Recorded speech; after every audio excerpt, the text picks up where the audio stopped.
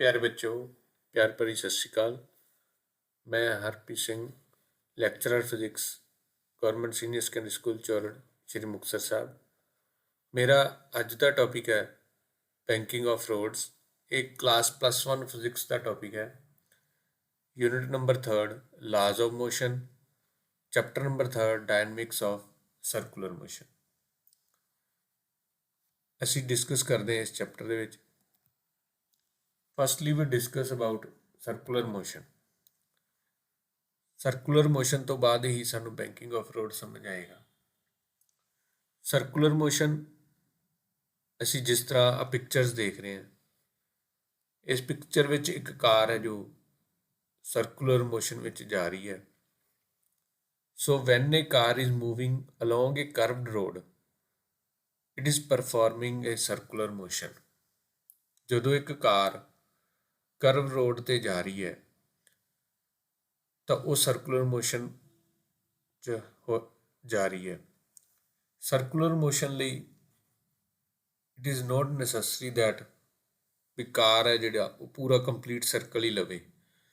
ਜੇ ਉਹ ਸਰਕਲ ਦਾ ਕੁਝ ਹਿੱਸਾ, ਜਿਸ ਤਰ੍ਹਾਂ ਦੂਸਰੀ ਪਿਕਚਰ 'ਚ ਅਸੀਂ ਦੇਖ ਰਹੇ ਹਾਂ, ਜੇ ਉਹ ਕਾਰ ਸਰਕਲ ਦੇ ਕੁਝ ਹਿੱਸੇ ਦੇ ਵਿੱਚ, ਯਾਨੀ ਕਿ ਇੱਕ ਪਾਰਟ ਆਫ ਸਰਕਲ ਦੇ ਵਿੱਚ ਵੀ ਮੂਵ ਕਰ ਰਹੀ ਹੈ, then you can also treat it as a circular path।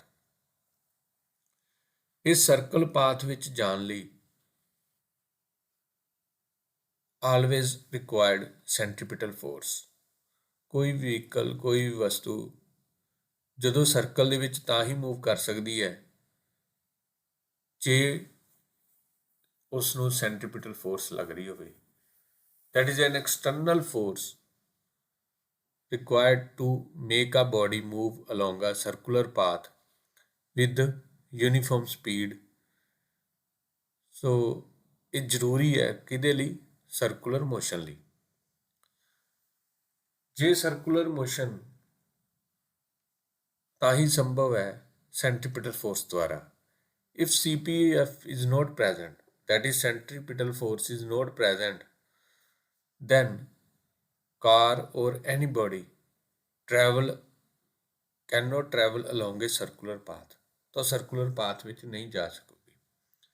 ਉਸ ਦੀ ਬਜਾਏ ਉਹ ਆਪਦੀ ਦਿਸ਼ਾ ਨਾ ਬਦਲਦੀ ਹੋਈ will instead travel along a tangential path। ਤਾਂ ਇੱਕ ਤਰ੍ਹਾਂ ਦਾ ਸਪਰਸ਼ ਰੇਖਾ ਬਣਾਉਂਦੀ ਹੋਈ ਸਿੱਧੀ ਹੀ ਚਲੀ ਜਾਊਗੀ ਵਸਤੂ। ਸੋ ਇਸ ਦਾ ਮਤਲਬ ਸਰਕੂਲਰ ਮੋਸ਼ਨ ਲਈ ਸਾਨੂੰ ਸੈਂਟਰੀਪੀਟਲ ਫੋਰਸ ਦਾ ਹੋਣਾ ਬਹੁਤ ਹੀ ਜ਼ਰੂਰੀ ਹੈ।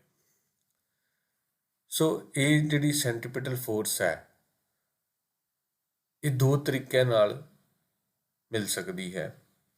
ਤਾਂ centripetal force for circular motion of the car can be provided in 2 ways। ਦੋ ਤਰੀਕਿਆਂ ਨਾਲ ਅਸੀਂ ਇਸ ਕਾਰ ਨੂੰ ਸੈਂਟਰੀਪੀਟਲ ਫੋਰਸ ਪ੍ਰੋਵਾਈਡ ਕਰ ਸਕਦੇ ਹਾਂ। ਫਸਟ ਹੈ ਫ੍ਰਿਕਸ਼ਨਲ ਫੋਰਸ। ਜੋ ਫ੍ਰਿਕਸ਼ਨਲ ਫੋਰਸ ਹੈ between the tyres of the car and the road, ਸੜਕ ਤੇ ਕਾਰ ਦੇ ਟਾਇਰਾਂ ਦੇ ਵਿਚਕਾਰ ਜੋ ਫ੍ਰਿਕਸ਼ਨਲ ਫੋਰਸ ਹੈ ਉਹ ਸੈਂਟਰੀਪੀਟਲ ਫੋਰਸ ਦਾ ਕੰਮ ਕਰਦੀ ਹੈ। ਦੂਸਰਾ ਤਰੀਕਾ ਹੈ ਬੈਂਕਿੰਗ ਆਫ ਰੋਡਸ। ਅਸੀਂ ਇਹਨਾਂ ਦੋਨਾਂ ਤਰੀਕਿਆਂ ਨੂੰ ਹੀ ਅੱਜ ਡਿਸਕਸ ਕਰਾਂਗੇ ਕਿ ਕਿਸ ਤਰ੍ਹਾਂ ਫ੍ਰਿਕਸ਼ਨਲ ਫੋਰਸ ਇੱਕ ਸੈਂਟਰੀਪੀਟਲ ਫੋਰਸ ਦਾ ਕੰਮ ਕਰਦੀ ਹੈ ਤੇ ਬੈਂਕਿੰਗ ਆਫ ਰੋਡਸ ਵੀ ਕਿਸ ਤਰ੍ਹਾਂ ਸੈਂਟਰੀਪੀਟਲ ਫੋਰਸ ਦਾ ਕੰਮ ਕਰਦੀ ਹੈ।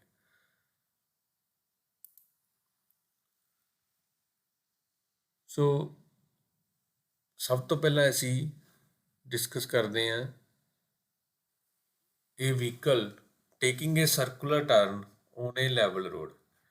ਇੱਕ ਅਜਿਹਾ ਵਹੀਕਲ ਹੈ, ਜਿਸ ਤਰ੍ਹਾਂ ਇਹ ਤੁਹਾਡੇ ਸਾਹਮਣੇ ਉਦਾਹਰਨ ਦੇ ਤੌਰ ਤੇ ਇਹ ਡਾਇਗਰਾਮ ਦੇ ਵਿੱਚ ਤੁਹਾਨੂੰ ਕਾਰ ਦਿਖਾਈ ਦੇ ਰਹੀ ਹੈ।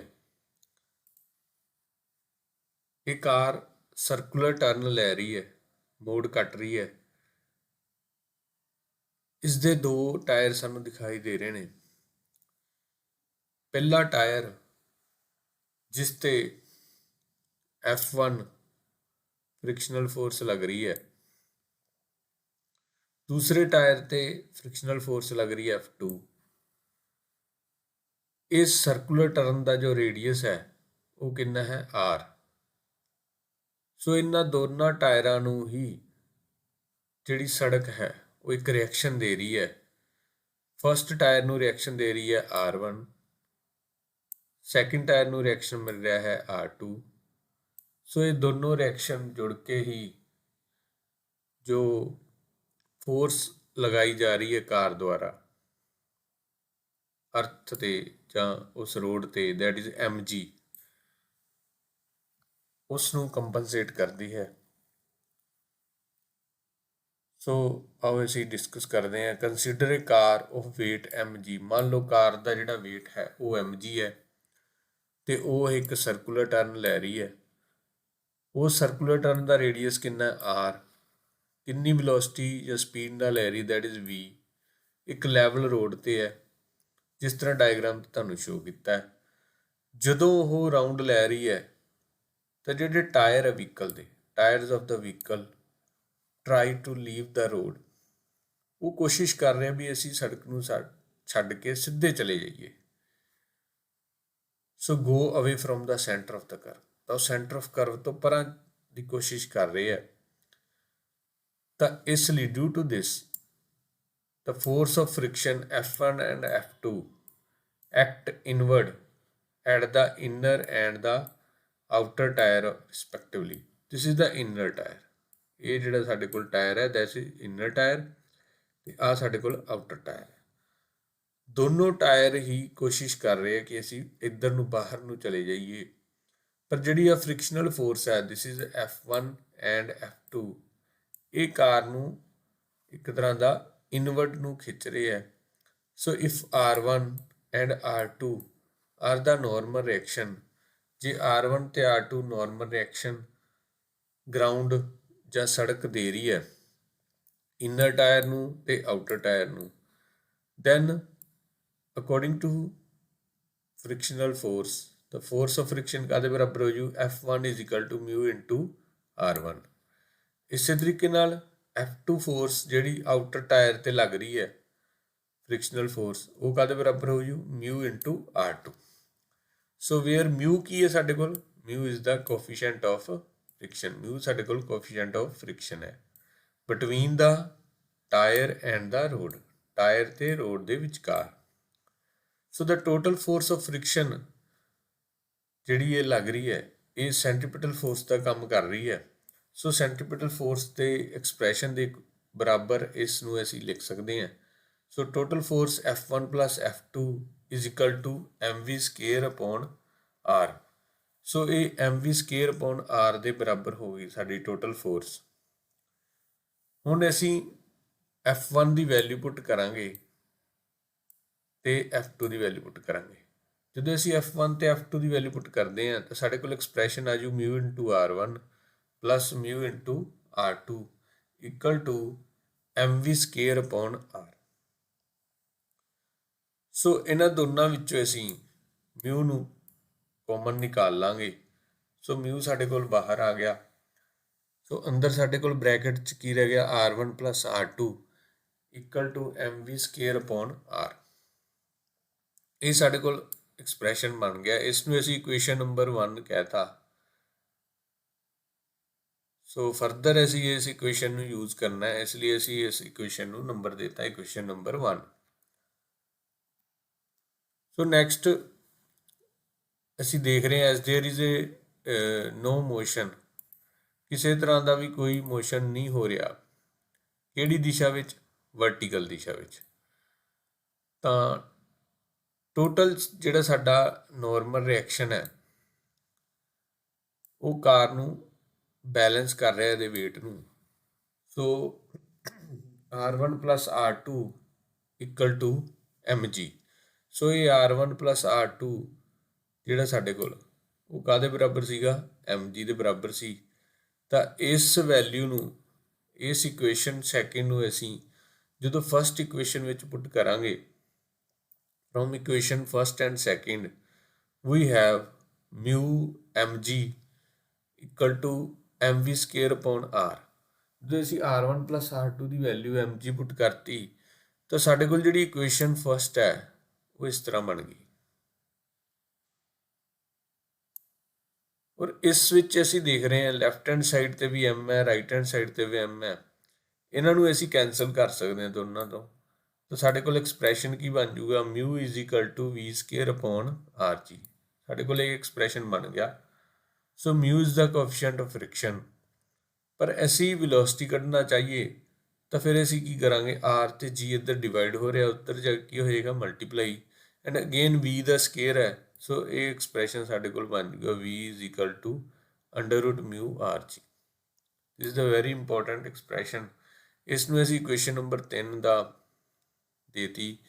ਸੋ ਦੇ ਇਕੁਏਸ਼ਨ ਇਹ ਕੀ ਸਾਨੂੰ ਦੱਸਦੀ ਹੈ, ਇਕੁਏਸ਼ਨ ਇਹ ਦੱਸਦੀ ਹੈ ਕਿ ਮੈਕਸਿਮਮ ਵੈਲੋਸਿਟੀ ਜਾਂ maximum speed with which the car can take A circular turn. ਇੰਨੀ ਸਪੀਡ ਨਾਲ, ਮੈਕਸਿਮਮ ਸਪੀਡ ਨਾਲ ਜਿਹੜੀ ਹੈ ਇਹ ਕਾਰ ਵਿਦਾਊਟ ਸਕਿਡਿੰਗ ਤੋਂ ਬਿਨਾਂ ਇੰਨੀ ਵੈਲੋਸਿਟੀ ਨਾਲ ਉਹ ਜਿਹੜੀ ਹੈ ਆਸਾਨੀ ਦੇ ਨਾਲ ਸਰਕੂਲਰ ਟਰਨ ਲੈ ਸਕਦੀ ਹੈ। ਸੋ ਇੱਥੋਂ ਇਹ ਸਾਨੂੰ ਪਤਾ ਲੱਗ ਗਿਆ ਵੀ ਜਿਹੜੀ ਵੈਲੋਸਿਟੀ ਹੈ ਇਟਸ ਡਿਪੈਂਡ ਔਨ ਦਾ ਮਿਊ। ਸੋ ਜੇ ਮਿਊ ਘੱਟ ਹੋ ਜਾਊਗਾ ਸੋ ਵੈਲੋਸਿਟੀ ਵੀ ਘੱਟ ਹੋ ਜਾਊਗੀ। ਸੋ ਫ੍ਰਿਕਸ਼ਨ ਅਸੀਂ ਕਿੰਨਾ ਕੁ ਵਧਾ ਸਕਦੇ, ਇਹਦੀ ਇੱਕ ਲਿਮਿਟੇਸ਼ਨ ਹੈ। ਸੋ ਫਿਰ ਇਹਦਾ ਅਸੀਂ ਕੀ ਕੱਢਿਆ ਵੀ ਜੇ ਅਸੀਂ ਜ਼ਿਆਦਾ ਵੈਲੋਸਿਟੀ ਨਾਲ ਆਸਾਨੀ ਨਾਲ ਮੋੜ ਕੱਟ ਸਕੀਏ ਤਾਂ ਉਹਦਾ ਫਿਰ ਅਸੀਂ ਇੱਕ ਹੋਰ ਦੂਸਰਾ ਜਿਹੜਾ ਅਸੀਂ ਪਾਰਟ ਹੈ ਡਿਸਕਸ ਕਰਨ ਜਾ ਰਹੇ ਹਾਂ ਅੱਗੋਂ, ਕਿ ਫਿਰ ਅਸੀਂ ਦੂਜਾ ਸਮਾਧਾਨ ਕੀ ਕੱਢੀਏ ਕਿ ਤਾਂ ਜੋ ਅਸੀਂ ਵੱਧ ਵੈਲੋਸਿਟੀ ਨਾਲ ਵੀ ਫ੍ਰਿਕਸ਼ਨ ਵੀ ਸਾਨੂੰ ਵਧਾਉਣਾ ਨਾ ਪਵੇ ਔਰ ਅਸੀਂ ਜ਼ਿਆਦਾ ਤੋਂ ਜ਼ਿਆਦਾ ਵੈਲੋਸਿਟੀ ਨਾਲ ਆਸਾਨੀ ਨਾਲ ਵਿਦਾਊਟ ਸਕਿਡਿੰਗ ਕਾਰ ਨੂੰ ਉਹਦੇ ਸਰਕੂਲਰ ਟਰਨ ਲੈ ਸਕੀਏ। ਤਾਂ ਅਸੀਂ ਅਗਲੇ ਟੌਪਿਕ ਵਿੱਚ ਡਿਸਕਸ ਕਰਦੇ ਹਾਂ ਕਿ ਕਿਸ ਤਰ੍ਹਾਂ ਅਸੀਂ ਕਰ ਸਕਦੇ ਹਾਂ। ਸੋ ਨੈਕਸਟ ਟੌਪਿਕ ਹੈ banking of roads. So banking of road ਦਾ ਭਾਵ ਕੀ ਹੈ, ਇੱਕ ਇੱਦਾਂ ਦਾ ਪ੍ਰੋਸੈਸ ਜਿਹਦੇ ਵਿੱਚ ਅਸੀਂ raising the outer as of the road, ਜਿਸ ਤਰ੍ਹਾਂ ਆਹ ਰੋਡ ਸਾਨੂੰ ਦਿਖਾਈ ਦੇ ਰਹੀ ਹੈ, this is the inner as and this is the outer as. ਅਸੀਂ ਇਸ ਆਊਟਰ ਐਜ ਨੂੰ ਥੋੜ੍ਹਾ ਜਿਹਾ ਰੇਜ਼ ਕਰਤਾ, ਭਾਵ ਕਿੰਨਾ ਰੇਜ਼ ਕਰਤਾ, angle theta. Theta is the angle ਜਿਹੜਾ ਅਸੀਂ ਰੇਜ਼ ਕੀਤਾ। ਅਸੀਂ ਆਊਟਰ ਐਜ ਨੂੰ, ਇਸ ਐਜ ਨੂੰ ਰੇਜ਼ ਕਰਤਾ, ਉਹਦੇ ਨਾਲ ਇਸ ਤਰ੍ਹਾਂ ਕਿਉਂ ਕੀਤਾ ਅਸੀਂ ਅੱਗੋਂ ਡਿਸਕਸ ਕਰਾਂਗੇ, ਮੈਥਮੈਟਿਕਲੀ ਪ੍ਰੂਵ ਕਰਾਂਗੇ। ਸੋ ਇਸ ਨੂੰ ਰੇਜ਼ ਕਰਨ ਨੂੰ ਕਹਿੰਦੇ ਆ ਬੈਂਕਿੰਗ। ਪੰਜਾਬੀ 'ਚ ਕਹੀਏ ਤਾਂ ਢਲਾਨ ਦੇਣਾ। ਤਾਂ ਅਸੀਂ ਇੱਕ ਸਰਟਨ ਐਂਗਲ ਦੀ ਇੱਕ ਢਲਾਨ ਦੇ ਦਿੰਦੇ ਹਾਂ, ਤਾਂ ਆਊਟਰ ਐਜ ਨੂੰ ਢਲਾਨ ਦੇ ਕੇ ਸੜਕ ਨੂੰ ਢਲਾਨ 'ਚ ਰੱਖ ਦਿੰਦੇ ਹਾਂ, ਉਹਦੇ ਇੱਕ ਪਾਸੇ ਨੂੰ, ਬਾਹਰਲੇ ਪਾਸੇ ਨੂੰ। ਸੋ ਇਹਦਾ ਕਾਰਨ ਕੀ ਹੈ, ਇਸ ਢਲਾਨ ਨੂੰ ਦੇਣ ਦਾ ਕੀ ਕਾਰਨ ਹੈ, what is the purpose of banking of the road, ਇੱਦਾਂ ਕਿਉਂ ਦੇ ਰਹੇ ਹਾਂ। ਇਹਦਾ ਕਾਰਨ ਇਹ ਹੈ, ਸਭ ਤੋਂ ਪਹਿਲਾਂ ਕਿ ਅਸੀਂ ਚਾਹੁੰਦੇ ਹਾਂ ਵੀ ਸੈਂਟਰੀਪੀਟਲ ਫੋਰਸ ਜ਼ਿਆਦਾ ਤੋਂ ਜ਼ਿਆਦਾ ਦਿੱਤੀ ਜਾਵੇ ਤਾਂ ਜੋ ਆਸਾਨੀ ਦੇ ਨਾਲ ਸਰਕੂਲਰ ਮੋਸ਼ਨ ਹੋ ਸਕੇ, ਬੋਡੀ ਸਰਕਲ ਦੇ ਵਿੱਚ ਆਸਾਨੀ ਦੇ ਨਾਲ ਮੂਵ ਕਰ ਸਕੇ। ਦੂਸਰਾ ਕਾਰਨ, ਅਸੀਂ ਨਹੀਂ ਚਾਹੁੰਦੇ ਵੀ ਜਿਹੜਾ ਇਹ ਜੇ ਫ੍ਰਿਕਸ਼ਨ ਬਾਹਲਾ ਜ਼ਿਆਦਾ ਅਸੀਂ ਕਰ ਦਾਂਗੇ, ਫ੍ਰਿਕਸ਼ਨ ਨੂੰ ਵਰਤਣ ਦੀ ਬਜਾਏ, ਕਿਉਂਕਿ ਜੇ ਫ੍ਰਿਕਸ਼ਨ ਜ਼ਿਆਦਾ ਹੋਊਗਾ ਤਾਂ ਸਾਡੇ ਜਿਹੜੇ ਟਾਇਰ ਹੈ ਵਹੀਕਲ ਦੇ, ਉਹਨਾਂ ਦਾ ਵੀਅਰ ਐਂਡ ਟੀਅਰ ਵੀ ਜ਼ਿਆਦਾ ਹੋਊਗਾ, ਜਲਦੀ ਉਹ ਟਾਇਰ ਹੈ ਜਿਹੜੇ ਉਹ ਖਰਾਬ ਹੋ ਜਾਣਗੇ। ਇਸ ਲਈ ਅਸੀਂ ਫ੍ਰਿਕਸ਼ਨ ਵਧਾਉਣ ਦੀ ਬਜਾਏ ਦੂਜਾ ਢੰਗ ਅਸੀਂ ਅਪਣਾਇਆ, ਬੈਂਕਿੰਗ ਆਫ ਰੋਡਸ। ਤੀਸਰਾ, ਟੂ ਅਵਾਇਡ ਸਕਿਡਿੰਗ। ਅਸੀਂ ਨਹੀਂ ਚਾਹੁੰਦੇ ਵੀ ਕੋਈ ਵਹੀਕਲ ਸਕਿਡ ਹੋ ਜੇ, ਸੋ ਪ੍ਰੋਪਰ ਉਹਦੀ ਹੈਂਡਲਿੰਗ ਲਈ ਅਸੀਂ ਬੈਂਕਿੰਗ ਯੂਜ਼ ਕਰਦੇ ਹਾਂ। ਚੌਥਾ ਪੁਆਇੰਟ ਹੈ ਕਿ ਜਦੋਂ ਵਹੀਕਲ ਸਰਕੂਲਰ ਟਰਨ ਲੈਂਦਾ ਤਾਂ ਉਹਦਾ ਟਰਨ ਕਰਨ ਦਾ, ਯਾਨੀ ਕਿ ਪੁੱਠੇ ਹੋਣ ਦਾ, ਗੱਡੀ ਦੇ ਟਰਨਿੰਗ ਦਾ, ਓਵਰ ਟਰਨਿੰਗ ਦਾ ਰਿਸਕ ਰਹਿੰਦਾ।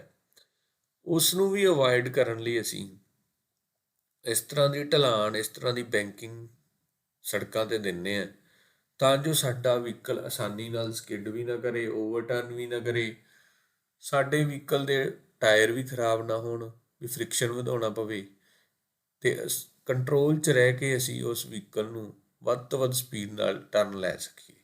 ਇਹ ਸਾਡੇ ਬੈਂਕਿੰਗ ਦਾ ਪਰਪਸ ਹੈ, ਬੈਂਕਿੰਗ ਆਫ ਰੋਡ ਦਾ। ਸੋ ਹੁਣ ਅਸੀਂ ਡਿਸਕਸ ਕਰਦੇ ਹਾਂ ਵੀ ਜਦੋਂ ਕੋਈ ਵਹੀਕਲ ਇਸ ਢਲਾਣ ਵਾਲੀ ਸੜਕ 'ਤੇ ਮੂਵ ਕਰਦਾ ਤਾਂ ਉਹਦੇ 'ਤੇ ਕਿਹੜੀ ਕਿਹੜੀ ਫੋਰਸਿਸ ਲੱਗਦੀਆਂ।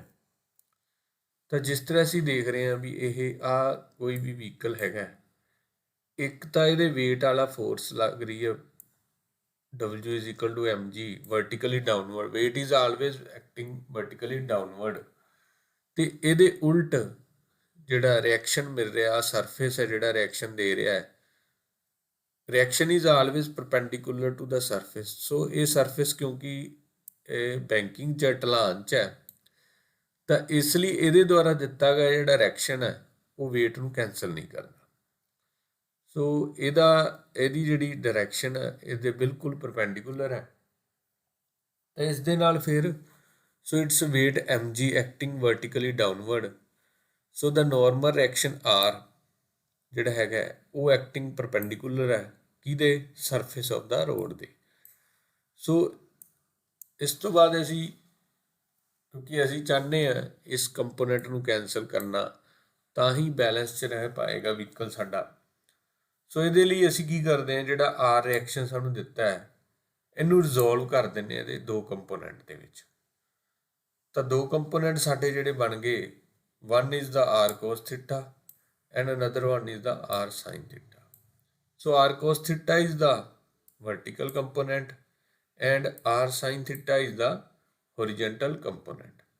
ਤਾਂ ਇਸ ਤਰ੍ਹਾਂ ਅਸੀਂ r ਨੂੰ ਰਿਜ਼ੋਲਵ ਕਰਕੇ ਫਰਦਰ ਅਸੀਂ ਇਸ ਆਰਟੀਕਲ ਨੂੰ solve. So next, the angle made by the surface of the road with the horizontal surface is called angle of banking. So this angle theta is called angle of banking. ਸੋ ਇਹ ਜਿਹੜੀ ਕਾਰ ਅਸੀਂ consider ਕੀਤੀ ਹੈ ਇਹਦੇ ਅਸੀਂ component ਵੀ resolve ਕਰਤੇ ਹੈ। ਨਾਓ ਵੀ ਇਕੁਏਟ these component.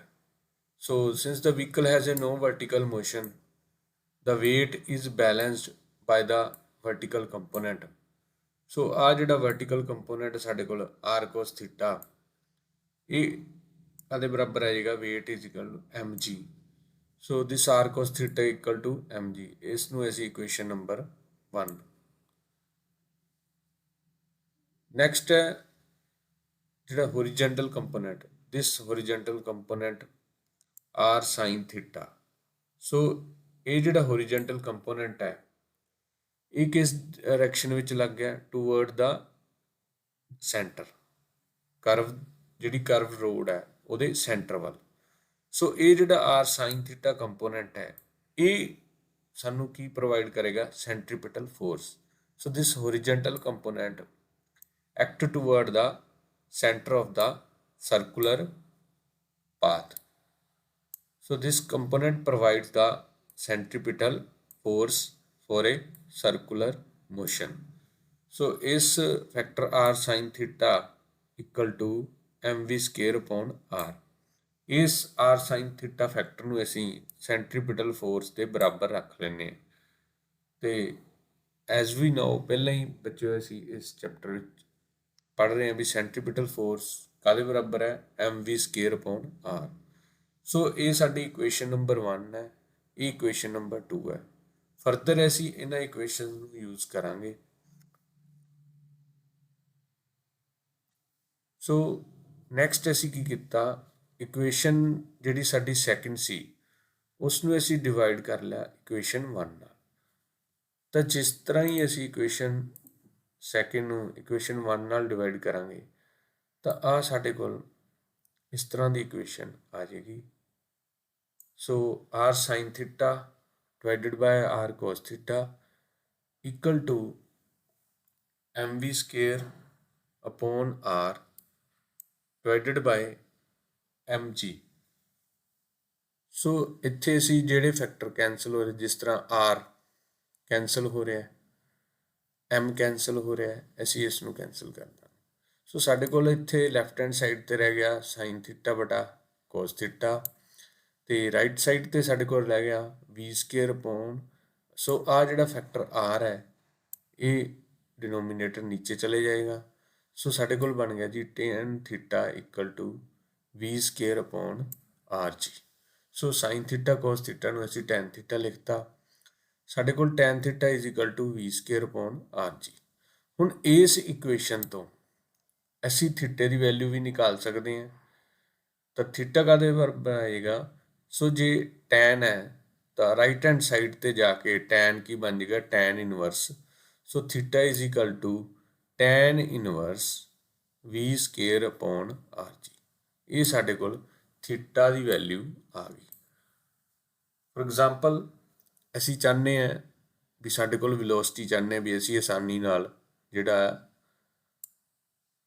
Circular turn ਲੈ ਸਕੀਏ ਤੇ ਅਸੀਂ v ਦੀ ਵੈਲਿਊ ਪੁੱਟ ਕਰ ਦਾਂਗੇ ਤੇ ਜਿਹੜਾ ਸਰਕੂਲਰ ਟਰਨ ਕਿੰਨੇ ਰੇਡੀਅਸ ਦਾ ਅਸੀਂ ਲੈ ਰਹੇ ਹਾਂ r ਦੀ ਵੈਲਿਊ ਪੁੱਟ ਕਰ ਦਾਂਗੇ। g ਸਾਨੂੰ ਪਤਾ ਹੈ, ਸਾਰੀਆਂ ਵੈਲਿਊ ਪੁੱਟ ਕਰਕੇ ਉਸ ਦਾ tan ਇਨਵਰਸ ਅਸੀਂ ਕੱਢ ਲਾਂਗੇ ਤਾਂ ਸਾਨੂੰ ਪਤਾ ਲੱਗ ਜੂ ਵੀ ਘੱਟੋ ਘੱਟ ਕਿੰਨੇ ਥੀਟਾ, ਕਿੰਨੀ ਬੈਂਕਿੰਗ ਦੇ ਕੇ, ਕਿੰਨੀ ਢਲਾਨ ਦੇ ਕੇ ਅਸੀਂ ਉਹ ਆਸਾਨੀ ਦੇ ਨਾਲ ਉਸ ਵਹੀਕਲ ਨੂੰ, ਉਸ ਗੱਡੀ ਨੂੰ ਅਸੀਂ ਟਰਨ ਲੈ ਸਕਦੇ ਹਾਂ।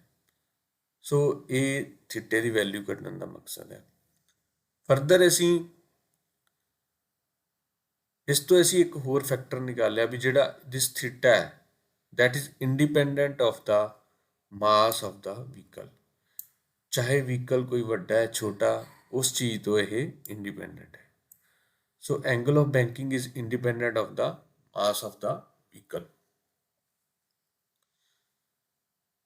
ਇਸੇ ਐਕਸਪ੍ਰੈਸ਼ਨ ਤੋਂ from this expression tan theta equal to v square upon rg, ਜੇ ਅਸੀਂ rg ਨੂੰ ਲੈਫਟ ਹੈਂਡ ਸਾਈਡ ਤੇ ਲੈ ਜਾਈਏ ਔਰ ਸੋ v ਸਕੁਅਰ ਹੈ, ਸੋ ਇਹ ਸਕੁਅਰ ਇੱਧਰ ਜਾ ਕੇ ਕੀ ਬਣ ਜਾਏਗਾ? ਅੰਡਰ ਰੂਟ ਬਣ ਜਾਏਗਾ।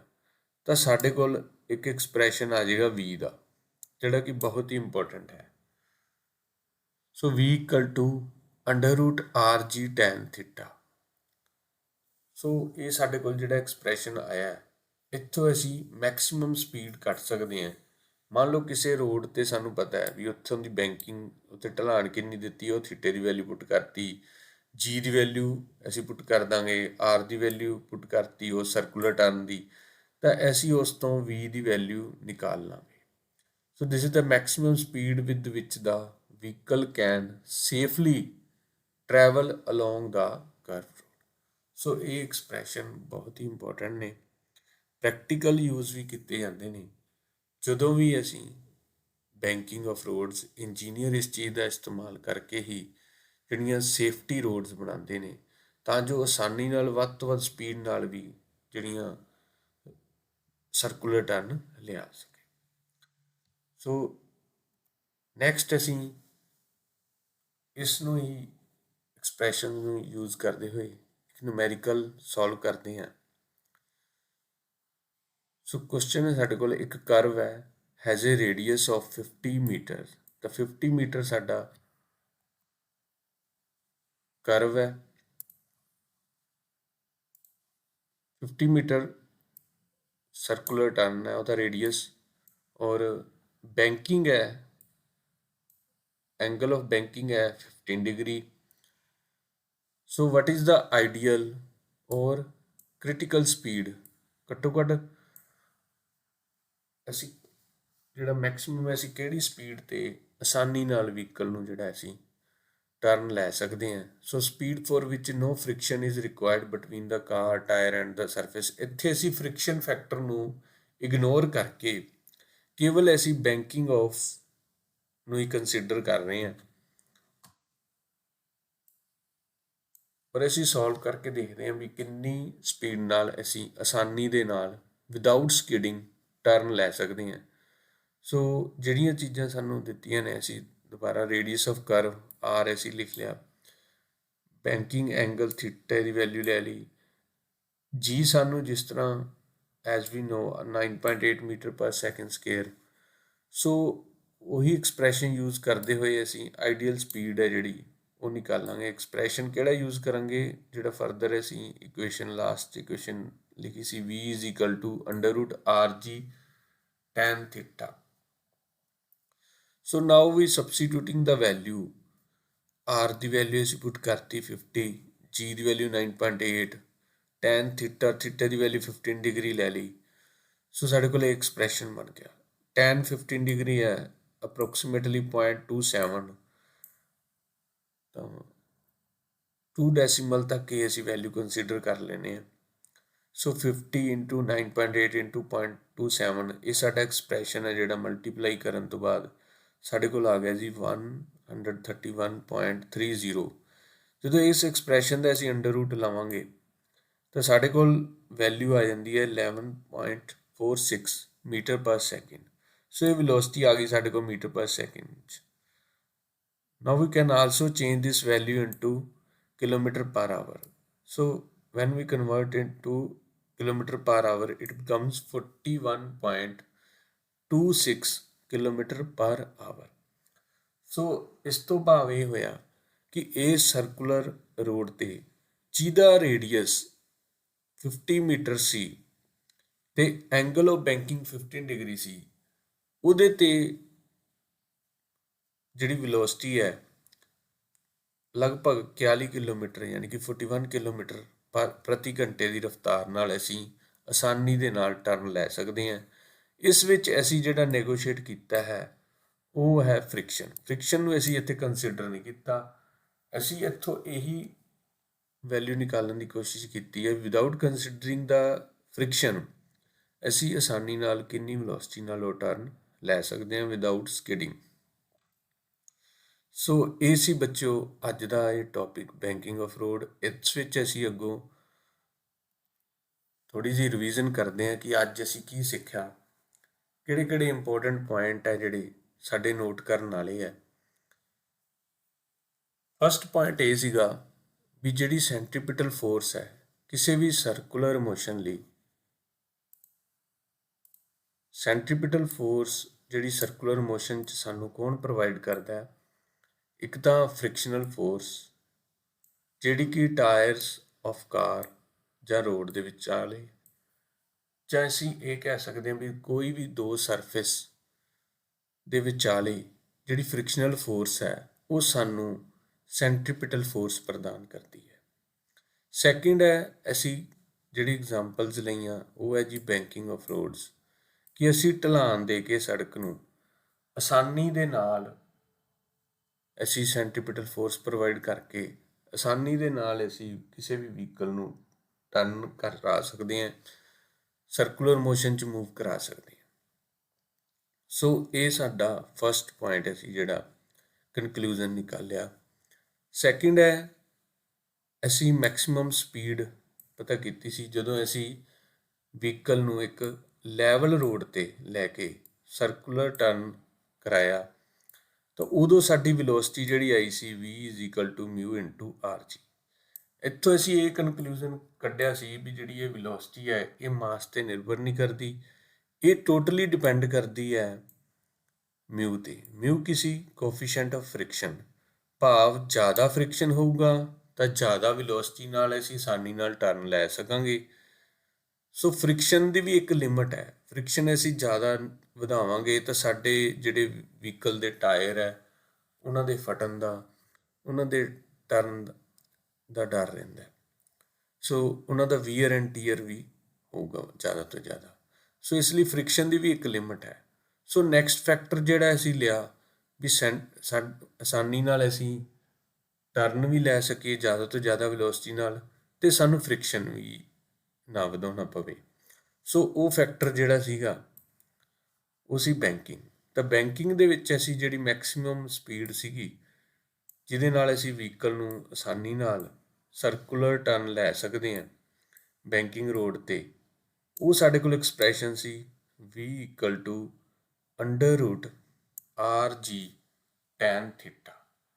ਇੱਥੇ ਫੈਕਟਰ 'ਚ ਕਿਹੜੇ ਚੇਂਜ ਆਈ? ਇੱਥੇ ਮਿਊ ਦੀ ਬਜਾਏ, ਕਿਉਂਕਿ ਇੱਥੇ ਇਸ ਵਿੱਚ ਅਸੀਂ ਫ੍ਰਿਕਸ਼ਨ ਵਾਲੇ ਫੈਕਟਰ ਨੂੰ ਇਗਨੋਰ ਕਰਕੇ ਇਕੱਲਾ ਅਸੀਂ ਇਹੀ ਵੇਖ ਰਹੇ ਹਾਂ ਵੀ ਬੈਂਕਿੰਗ ਹੈ ਜਿਹੜੀ ਉਹ ਵੈਲੋਸਿਟੀ ਨੂੰ ਕਿਵੇਂ ਪ੍ਰਭਾਵਿਤ ਕਰਦੀ ਹੈ। ਅਤੇ ਅਸੀਂ ਇਹ ਦੇਖਿਆ ਵੀ ਜਿਹੜਾ tan θ ਫੈਕਟਰ ਹੈ, theta is the banking angle of banking, ਜਿੰਨਾ ਥੀਟਾ ਜ਼ਿਆਦਾ ਹੋਏਗਾ ਉਹਨਾਂ ਆਸਾਨੀ ਦੇ ਨਾਲ ਅਸੀਂ ਵੱਧ ਤੋਂ ਵੱਧ ਵੈਲੋਸਿਟੀ ਨਾਲ ਅਸੀਂ ਟਰਨ ਲੈ ਸਕਦੇ ਹਾਂ। ਸੋ ਅਸੀਂ ਇਹਨਾਂ ਅਲੱਗ-ਅਲੱਗ ਫੈਕਟਰ ਨੂੰ ਇੱਥੇ ਵੈਲੋਸਿਟੀ ਦੇ ਰੂਪ ਵਿੱਚ ਰਿਲੇਸ਼ਨ ਨਾਲ ਅਸੀਂ ਦੋਨਾਂ ਰਿਲੇਸ਼ਨ ਨੂੰ ਅਸੀਂ ਇਹ ਨੋਟ ਕਰੀਏ ਕਿ ਇਹਨਾਂ ਵਿੱਚ ਮਾਸ ਤੋਂ ਇਹ ਦੋਨੋਂ ਵੈਲੋਸਿਟੀ ਇੰਡੀਪੈਂਡੈਂਟ ਹੈ। ਭਾਵ ਕੋਈ ਭਾਰਾ ਵਹੀਕਲ ਹੈ ਜਾਂ ਹਲਕਾ ਵਹੀਕਲ ਹੈ ਉਸ ਗੱਲ 'ਤੇ ਨਹੀਂ ਨਿਰਭਰ ਕਰਦਾ, ਨਿਰਭਰ ਜ਼ਿਆਦਾ ਇਹ ਕਰਦਾ ਹੈ ਵੀ ਫ੍ਰਿਕਸ਼ਨ ਕਿੰਨਾ ਹੈ ਜਾਂ ਉਸ ਰੋਡ ਨੂੰ ਬੈਂਕਿੰਗ ਕਿੰਨੀ ਦਿੱਤੀ ਹੋਈ ਹੈ, ਯਾਨੀ ਕਿ ਢਲਾਣ ਕਿੰਨੀ ਦਿੱਤੀ ਹੋਈ ਹੈ। ਮੈਨੂੰ ਉਮੀਦ ਹੈ ਕਿ ਬੱਚਿਓ ਤੁਹਾਨੂੰ ਇਹ ਟੌਪਿਕ ਕਲੀਅਰ ਹੋ ਗਿਆ ਹੋਵੇਗਾ ਕਿ ਬੈਂਕਿੰਗ ਆਫ ਰੋਡਸ ਕੀ ਹੈ। ਧੰਨਵਾਦ।